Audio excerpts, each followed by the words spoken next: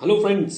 तो अगर आप एमबीए करने के लिए तैयारियां कर रहे हैं और आपका एम है आईएम्स में जाना, आईएम्स को क्रैक करना, तो ये वीडियो आपके लिए बहुत काम की है। ये आपको सिखाएगी कि आप वहां जा पाओगे कि नहीं जा पाओगे। देखना, अगर आपकी परसेंटाइल कुछ कम है से मेरा मतलब अगर 38 परसेंटाइल भी ले आए तो आईएम्स में जा सकते हैं। 38 परसेंटाइल और आईएम्स में, राइट। ज्यादा जानकारी के लिए इस वीडियो को देखिए और हाँ, जो जानकारी इसके अंदर मिलेगी ज्यादा से ज्यादा शेयर करो, तुम्हारा ही भला होगा। हाँ, तुम्हारा ही। Okay, so here are some facts जिसके बेसिस पे हम आपको कुछ एक जबरदस्त न्यूज देने वाले हैं। फैक्ट नंबर 1, 2013 में around 1,73,000 students appear for CAT, common admission test, जो जिस एग्जाम के बेसिस पे आपकी आईएम्स में एंट्री होती है। Fact number 2, out of this 1,73,000, 95,000 students scored a 0 और नेगेटिव मार्क।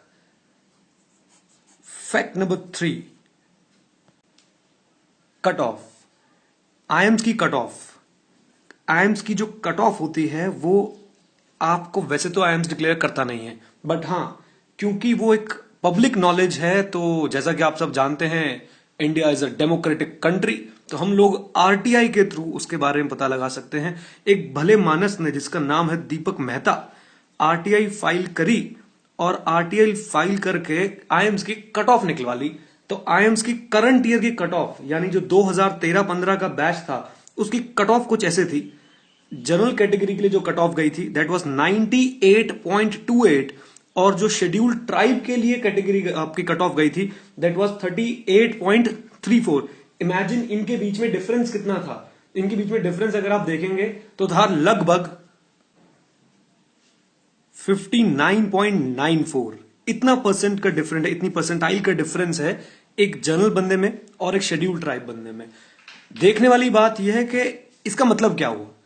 अगर जनरल कैटेगरी वाले के 98.28 परसेंटाइल आए तो उसके चांसेस है कि उसको आईएम से कॉल आ जाएगा, लेकिन अगर किसी शेड्यूल्ड ट्राइब के 38.34 नंबर भी आए तो उसको भी कॉल आ जाएगा, यानी 59.94 परसेंटाइल का डिफरेंस आ गया।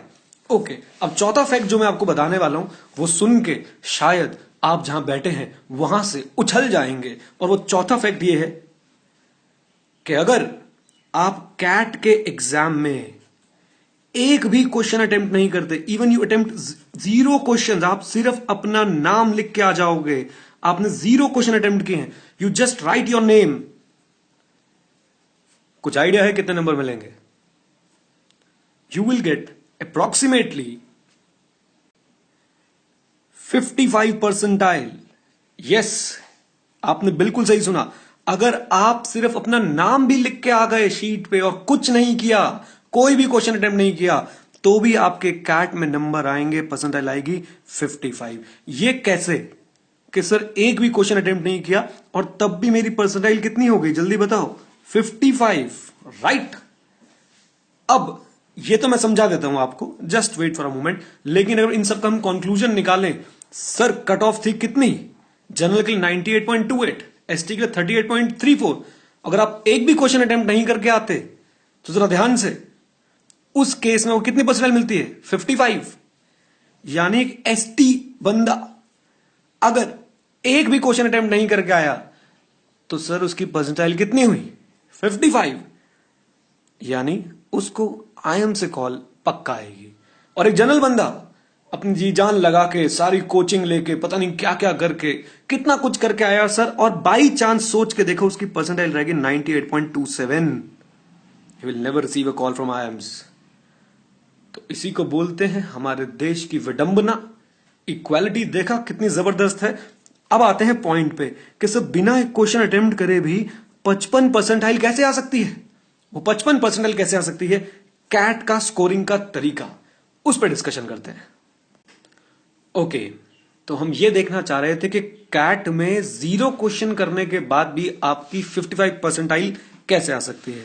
तो शुरुआत करते हैं सर हम एक फोटोग्राफ के साथ, और ये वो फोटोग्राफ, एक्चुअली में ये एक कॉमन एडमिशन टेस्ट का स्कोर कार्ड है, जरा आप ध्यान से देखें। नेम ऑफ द कैंडिडेट छुपाया गया है ताकि कोई देख ना पाए कि ये कौन थे भाई साहब।